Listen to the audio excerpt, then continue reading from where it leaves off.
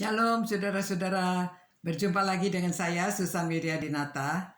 Dan hari ini saya akan mengajak saudara untuk bersama-sama belajar mengenai mungkinkah kita dapat sehati dalam Kristus. Kita akan belajar bersama-sama dari kitab Filipi pasal 2 ayat 1 sampai 14. Nah, dari kitab Filipi 1 sampai 14 sampai ayat 4 itu merupakan nasihat Rasul Paulus kepada jemaat di Filipi. Latar belakangnya karena jemaat di Filipi ada dua hal yang perlu dia jelaskan. Yang pertama, bahwa Epafroditus yang dikirim untuk menolong dia di penjara dari jemaat Filipi akan disuruh pulang.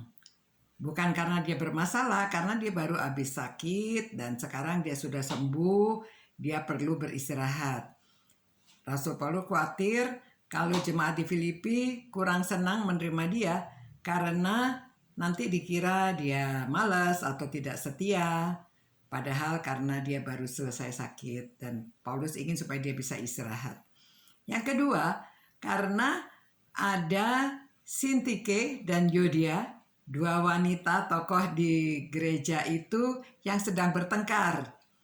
Itu sebabnya Rasul Paulus memberi nasihat-nasihat ini. Nah, nasihatnya demikian saudara. Saya akan bacakan. Jadi karena di dalam Kristus ada nasihat. Ada penghiburan kasih, ada persekutuan roh, ada kasih mesra dan belas kasihan. Karena itu sempurnakanlah sukacitaku dengan ini. Hendaklah kamu sehati sepikir dalam satu kasih, satu jiwa, dan satu tujuan.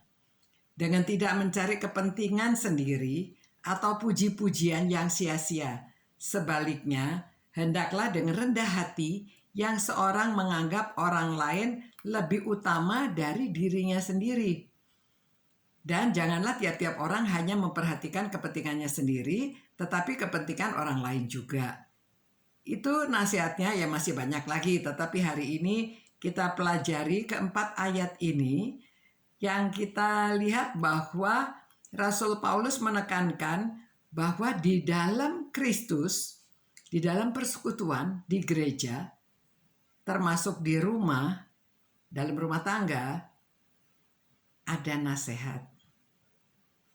Jikalau yang perlu dinasehati harusnya bisa menerima nasihat. Jadi dua hal di sini. Yang pertama, Rasul Paulus ingin supaya mereka bisa menerima nasihat. Yang kedua, supaya mereka tidak egosentris. Nah, supaya bisa menerima nasihat, kadang-kadang sulit memang orang diberi nasihat. Tidak semua orang dengan mudah mau menerima nasihat. Termasuk dalam keluarga.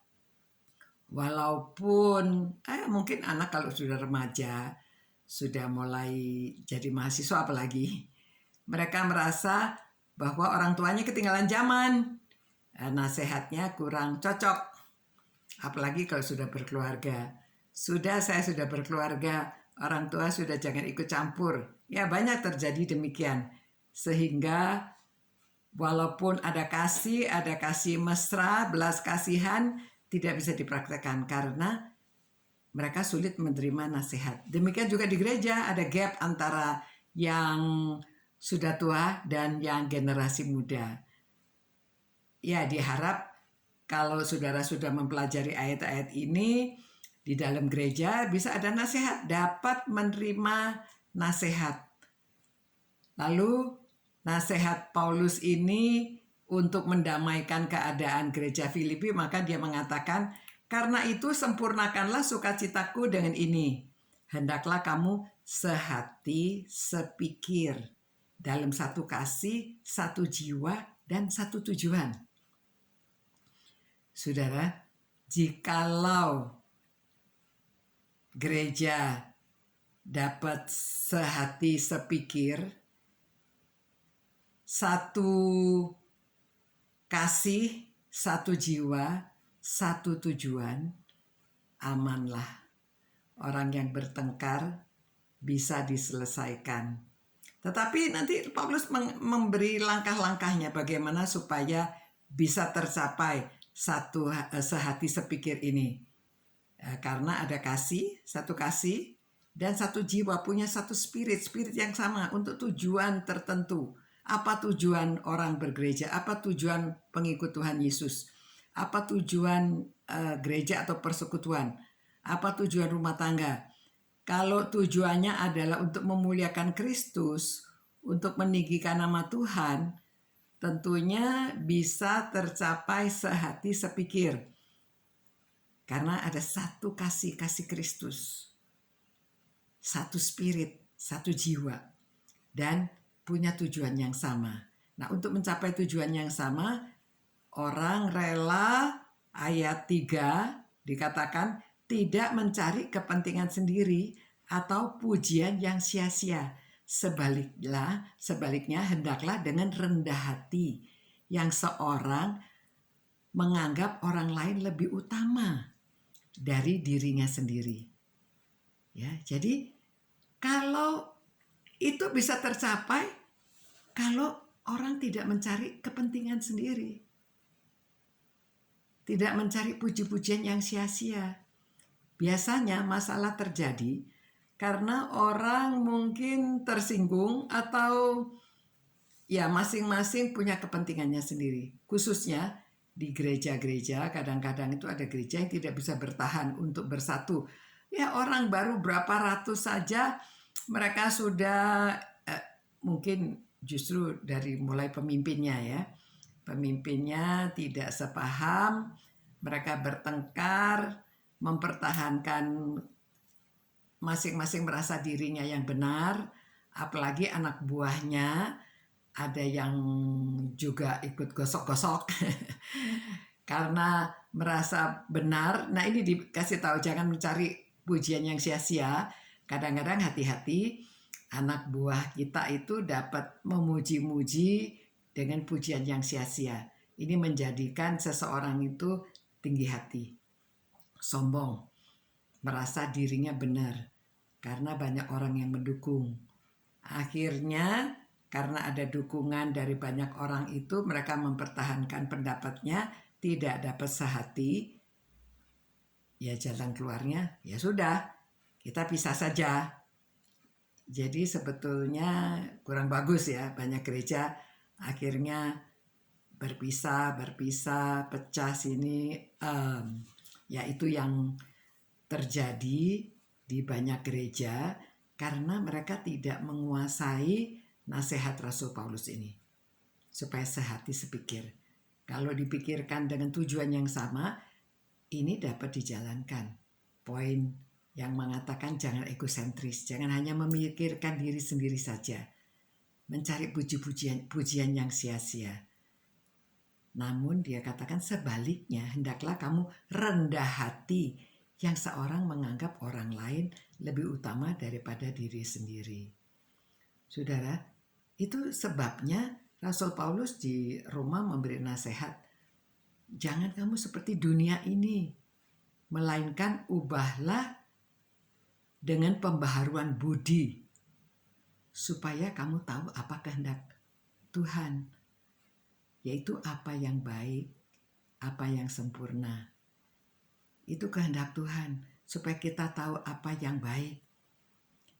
Nah, jadi kalau demikian saudara, itu sebabnya kita perlu mengubah, ada pembaharuan budi kita, supaya kita dapat rendah hati dan menganggap orang lain lebih utama dari kita. Saudara, memang contohnya Tuhan Yesus. Itu sebabnya dikasihkan Yesus itu memiliki kasih agape. Kasih agape itu tidak mengharapkan balasan. Orang yang dikasihi itu diutamakan, dijadikan lebih penting. Tuhan Yesus menjadikan kita manusia yang berdosa ini penting untuk diselamatkan. Itu sebabnya dia berikan kasihnya bukan karena emosi, tetapi dengan sengaja dilakukan untuk supaya mengekspresikan kasihnya manusia ini sehingga dapat ditebus dosanya. dapat diampuni dosanya. Karena Tuhan Yesus dengan rendah hati menganggap orang lain lebih penting. Orang lain itu penting daripada kepentingannya diri sendiri. Nah, akhirnya dia katakan, janganlah tiap-tiap orang hanya memperhatikan kepentingan sendiri, tetapi kepentingan orang lain juga. Saudara, untuk menjadi rendah hati itu harus punya jiwa yang besar. Kalau kita punya jiwa yang besar, kita dapat rendah hati, dapat merendahkan, bukan rendah diri ya, tapi rendah hati. Menganggap orang lain itu penting, menganggap orang lain itu bisa memuji orang, bisa meninggikan orang, dan bisa mengakui kalau pendapat orang lain betul. Tidak kekeh, hanya merasa dirinya sendiri yang betul. Nah, itu sebabnya saudara-saudara, jikalau kita dapat menerima nasihat Rasul Paulus ini, gereja-gereja akan menjadi kokoh kuat. Orang Kristen dapat bersatu karena dengan merendahkan diri, dengan rendah hati, seorang mau menganggap orang lain itu lebih penting dari dirinya sendiri. Kita meneladani Tuhan Yesus. Jadi itu sebabnya Rasul Paulus ini pelajarannya penuh dengan psikologi, ilmu jiwa. Karena kita tidak mudah seorang untuk mengubah dirinya yang tadinya merasa diri sendiri penting, dirinya ini yang istimewa, lalu harus menganggap orang lain yang benar. Orang lain, ya orang kalau tidak benar, ya benar, tapi maksudnya demi kepentingan bersama, kita rela tidak merasa dirinya benar selalu. Kalau ada orang lain yang benar pun kita harus terima dan dapat bersama-sama satu tujuan memuliakan Tuhan. Jadi nasihat Rasul Paulus ini yang sudah ditulis 2000 tahun yang lalu sampai sekarang masih relevan. Kalau kita di gereja mau saling merendahkan diri, mengakui orang lain itu lebih daripada diri kita sendiri, begitu juga di keluarga, di organisasi, di pertemuan-pertemuan. Kalau kita dapat melakukan itu, punya jiwa yang besar, maka kita bisa mempunyai kesehatian. Jadi sehati itu mungkin dapat sehati, apalagi dalam Kristus, dalam rumah tangga, dalam organisasi, semuanya dapat dilakukan. Jadi itu sebabnya saudara-saudara, cintailah firman Tuhan. Banyaklah mempelajari. Saudara nanti baca lagi ayat 1-4 beberapa kali, supaya saudara dapat menghayati dan saudara dapat mempraktekkan. Karena kita mempunyai satu roh. Roh Kudus yang tinggal di dalam kita akan memimpin kita, membimbing kita untuk mengerti firman-Nya, dan kalau kita punya kemauan untuk mempraktekkan. Kita sudah dapat di kepala kita, bersama-sama Roh Kudus masuk ke dalam hati kita, lalu kita coba laksanakan, praktekkan, diulang-ulang supaya menjadi habit. Dari head masuk ke dalam heart, menjadi habit. Kalau kita lakukan berulang-ulang, maka hidup kita akan menjadi happy. Ya, saudara-saudara, jadi di dalam Tuhan kita ada nasihat, ada dapat penghiburan kasih, kita dapat ada kasih mesra dan belas kasihan. Maka kokohlah gereja, kokohlah keluarga-keluarga, kokohlah organisasi yang kita pimpin. Haleluya, puji Tuhan. Mari kita bersama-sama katakan, mungkin sehati dalam Kristus, asal kita mau mengubah pikiran kita, mau mengubah budi kita, supaya kita mau menjalankan, melakukan dan mengatakan semuanya seperti untuk Tuhan. Terima kasih, Tuhan memberkati. Dan sampai berjumpa kembali di lain kesempatan kalau Tuhan menghendaki. Sampai berjumpa. Tuhan berkati.